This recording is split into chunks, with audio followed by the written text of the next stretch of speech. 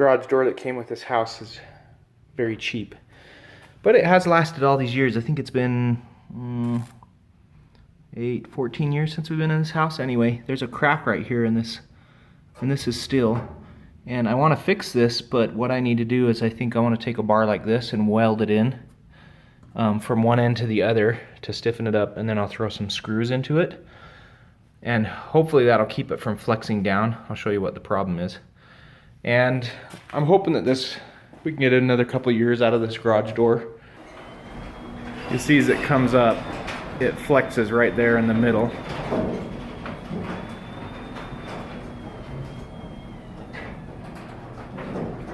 See how that came down right in the middle? That metal was supporting it, so if I can just get that to stay up here like this, it should be fine. And if I can't, then maybe it's time to get a new garage door. That piece of steel I have down there is too little, so I have to grab, I have one piece in here that's long enough, it's a 20-footer, I've got to pull it out and cut it. For a while now, I've been thinking about doing a little bit of voice overlay on some of these videos to explain a little bit more about what I'm doing. It seems that a lot of the people that want to watch my videos are looking more for maybe how-tos instead of just seeing me, fix stuff or build stuff in my garage. So I'll try to give a little bit more helpful information if I can. You guys will have to let me know if you prefer that kind of audio format or not. I know that some of the channels that I follow do it, and I like it. It just depends. Some do it, and I don't like it because they talk too much. Anyway, all I'm doing here is just slicing this it's actually a pretty tight fit.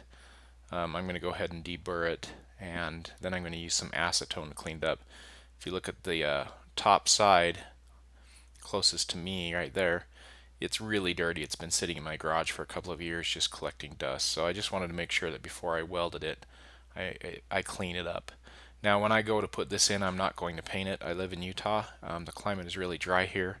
I haven't even painted up that welding table, and I don't have hardly any rust on it over I don't know how many years it's been. So what I'm doing here is just taking off the hinge, and I'm going to fit this bar in here, and I'm going to go ahead and turn my audio back over to me explaining things when I was doing this, because it makes a little more sense than trying to make up audio to go over the top.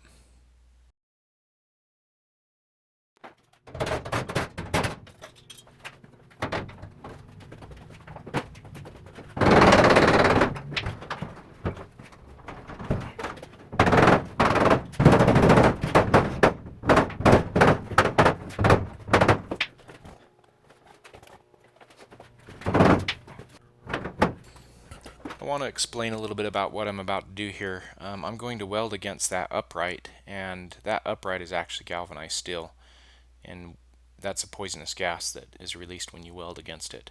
What I'm actually doing is taking a breath and holding my breath when I weld it, and then I go back in the garage to a clean area and take a good breath and come back and weld it again. And then you saw me raise the garage. The whole purpose of that was actually to let some of the bad air out and get some good airflow. If I was actually welding a lot more galvanized than this, and if I had an option, I would have raised the garage up and welded it with it completely open. I've done that before and never had any problems.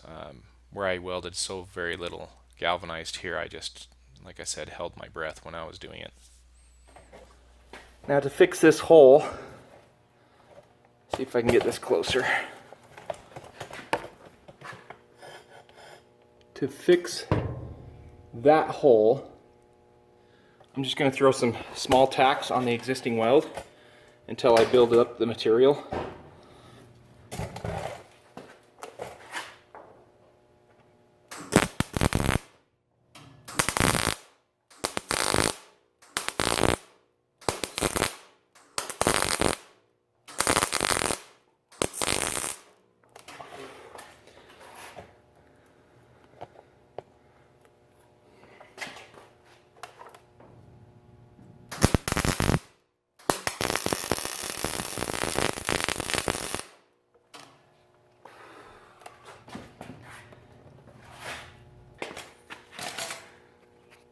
That's what I mean by the metal blowing out.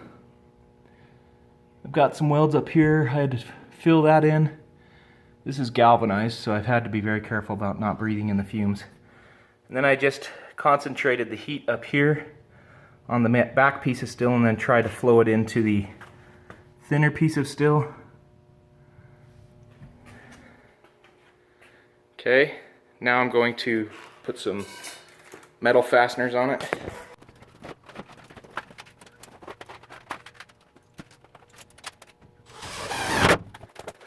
I was going to use these pan head sheet metal screws, but they are not self-tapping.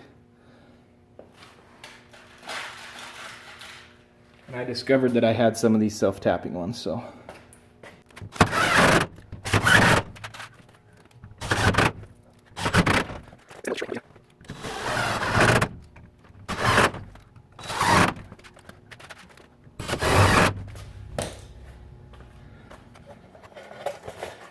These were too low, and they were going under the metal, and that's why it was shredding it, so I put another one by them.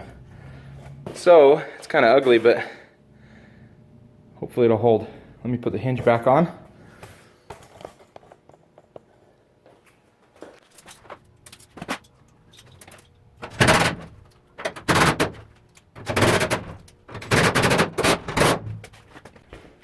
Alright, this is testing the fix. We'll see if it sags when it comes up. Make it go the other way.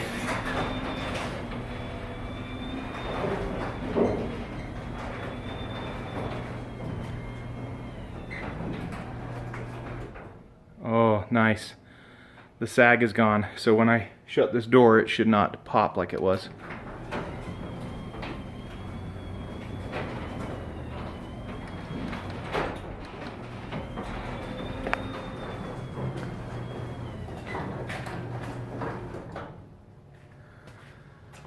I wouldn't be surprised if one day if I have to do the same thing to the opposite side.